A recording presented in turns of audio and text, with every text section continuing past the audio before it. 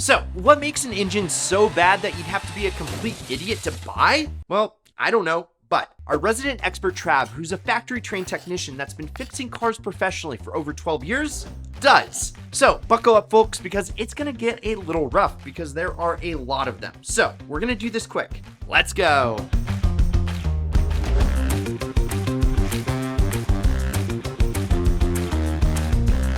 Have you heard this one about Subaru drivers where you just can't tell if they're vaping or if their engine just gobbled up yet another head gasket? Yeah, that zinger is born from the EJ series engines. Subaru's flat 2-liter and 2.5-liter masterpieces. Okay, last time we did a video on bad engines, you Subaru fanboys flamed us. To be clear, not all Subarus are bad. That was never what we were trying to say. But just because your Subaru went 300,000 miles with no major issues, which frankly given my experience with them I find actually a little hard to believe, I'm not trying to discount your experience. So let's clarify things a bit. While all flat engines have some inherent design challenges, the worst offenders here are the EJ255 and EJ257.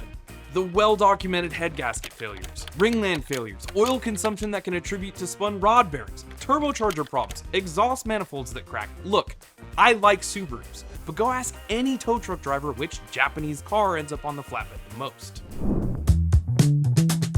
GM, it's a company that's done so many things right. I mean, they gave us the LS, and their V8s have been pretty much the go-to choice for scorching pavement since the 1960s. I mean, these guys know how to make a good V8. And while old school push rods are kind of their jam, up until recently with the new Corvette, there's a good reason for it, because the last time they took a stab at a mass production overhead cam V8 dubbed the Northstar, it was... no other word for it, it was a disaster. They were a tangled mess and a nightmare to fix, a regular occurrence since the head bolts would stage a mutiny, tearing out of the block and sending the engine to the great junkyard in the sky. It's almost like they knew it would be a problem too, since it was capable of alternating which bank it would run on in the event the thing started to overheat. Need to swap a basic starter? Oh, it's hiding under the intake manifold. That's the better part of a day's work right there, and that's all just scratching the surface. GM pointed fingers at owners for slacking on maintenance, but silently axed the design by the mid-2000s and never looked back. come on, you guys knew that a BMW would be on today's list, and the one that takes the crown is the original N63. Total bummer, right? Because yeah, on paper, this baby's a rock star. 8 cylinders, twin turbos, and it can belt it out better than Beyonce. Oh, the pretty ladies. But in real life, things aren't so great. The trick reverse flow cylinder heads feed twin inboard turbochargers that spew massive heat onto bits that just can't handle it. They constantly drip coolant and oil, and the valve train is as limp as overcooked spaghetti.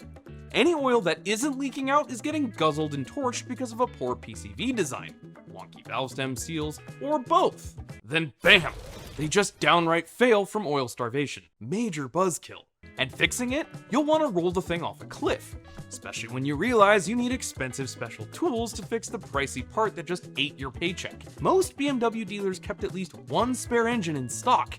This thing had some major problems. Later ones are far better though. Now, BMW ain't alone when it comes to sucky turbo engines. The Germans, well, sometimes they just overthink stuff and forget we regular folks ain't exactly rocket scientists in sterile labs like Trav. Oh, and those optimistic 10 to 15,000 mile oil changes, well, they're hilarious if you think it'll hit over 100K without a hiccup. Anyway, the Volkswagen 2-liter TSI popping up in a bunch of VWs and Audis from 2006 to 2014 is alright, as long as it plays nice. Problem is, it often doesn't. Truthfully, and it kills me to say it because I'm a VW fan, they're ticking time bombs. And having messed with a gazillion of these, kinda like the Felicity Ace, the ship that went belly up with 4,000 VW Group cars on board, the 2-liter TSI is gonna sink your bank account. With its drama queen water pump, timing chain and tensioner, ignition coils, turbochargers, and let's not forget the high pressure fuel pump. Older belt drive BPYs and their self-destructing intake cam, piston rings, PCV valves, you catching my drift? Look, it's kind of a gem when it behaves, but honestly, just skip the drama. Kia and Hyundai have come a very long way in the last 10 years, and honestly, the Vision N74 is super sick. But unfortunately, the 4-cylinder engines they slap into, well, everything, especially the Theta series, are total heaps. I'm talking actual dumpster fires. Hyundai and Kia's Theta engines have had a bumpy road. Engine knocking, both from pre-ignition and rod bearing wear, oil consumption, complete engine failure, lawsuits, and ultimately recalls. When you turn the key in a car equipped with a Theta, it's a game of automotive roulette. Now, I haven't spent a lot of time with these engines, and I don't want to sit here and throw shade based on some randos on the internet, but those search results, they're spilling some serious tea. Luckily though, the company has extended the warranty on most of them and seem to be taking care of the problem.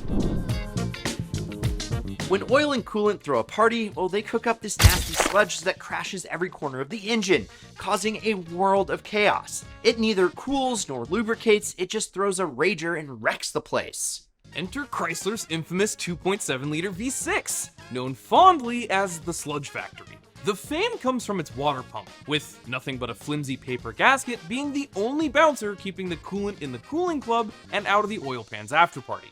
It led to one of the largest recalls in US car history. The real gut punch? There's no silver lining. This engine could barely haul the chargers and Sebrings it was strapped into, so you got a dud engine destined to self-destruct.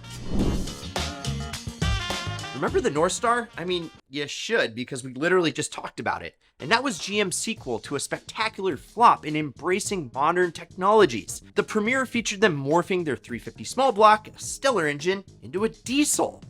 What? Yep, some genius at Oldsmobile greenlit the idea.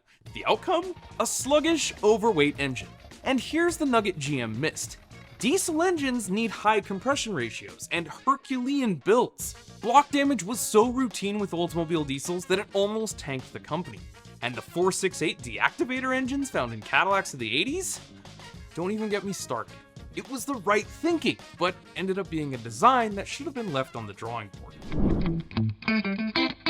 This one's brief because, well, let's face it, Toyota nails it 99.99% of the time. The 3VZE, aka the 3-point slow, is the exception. Underpowered, especially for the hefty forerunners of the early 90s. And with head gaskets that vanish if you so much as squint at them, it's not ideal. The ideal garage had a 92 gathering dust for ages, all thanks to its appetite for head gaskets, and the collective groan at fixing it again. It's gone now. Good riddance. And the 4.0 that came after that, I know they're kind of legendary, but not always for the right reasons. Oh, Ford, the Explorer was the sales king of its time, yet it was the cataclysm on wheels. Faulty tires, lethal suspension, and the Cologne V6. I've never seen an engine so determined to devour its timing chains, until some of our friends started buying these Explorers for off-roading fun. I usually steer clear of Fords, unless it's an old Mustang or a Crown Vic, so I was kind of oblivious to the horror show that was their V6.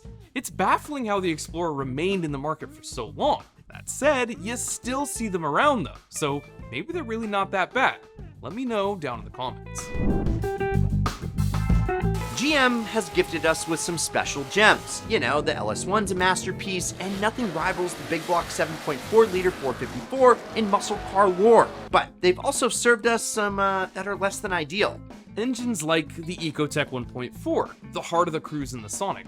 It's turbocharged, which is rad, but the turbo's oil lines love to clog, starve the spoolie boy of its lifeblood, and it's a disaster. And worse still, parts are expensive, making these cheap cars sometimes not worth fixing.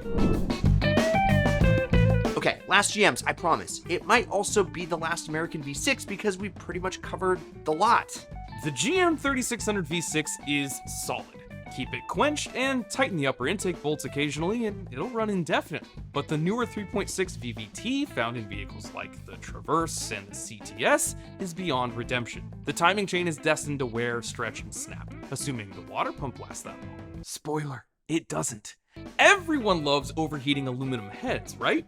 I mean, you think they would have learned their lesson with the Vega conundrum with the 2.4, which also used aluminum heads but with a cast iron block. My dad had one before I was born, and it went through 2 engines by the time it hit 50K. Then it was scrapped. Let's hit some honorable mentions. First up, the Yugo 55.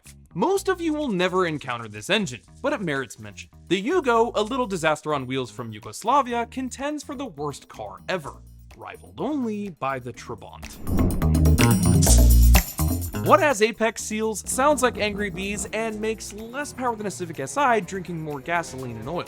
The Renesis in the RX-8. The 13B in the RX-7 wasn't stellar, but slap on a turbo and it was speed. But the Renesis couldn't compensate for its unreliability and inefficiency with power. It's not the worst engine ever, and it's an honorable mention because rotaries have their charm, but it's certainly not one we'd recommend. The Mini Cooper is a beloved icon with an engine that can stir the emotions, but not always in a good way. Various model years have had their share of problems, from oil leaks, coolant leaks, failed bottom ends, to timing chain failures. Owning one is a bit like dating someone with a flair for drama. Exhilarating, but expect some breakdowns. The Ford 5.4-liter V8, the 3-valve, the Triton V8, it's unfathomable. Developed with computer modeling, built on reliable bones, and commissioned by a wealthy company, yet it is just plain downright horrendous. While it was the 2 valves that had a habit of ejecting spark plugs while driving down the road, the 3-valve holds the plugs hostage forever. More often than not, you're drilling them out. Oh, but Trav, you can fix the threads. Sure, Ford provided new threads, but they'd fuse with the aluminum heads, expand at different rates, and break off during routine maintenance. Add some Chrysler sludge, Ford's signature timing chain issues, crack-prone exhaust manifolds, and failing VVT actuators.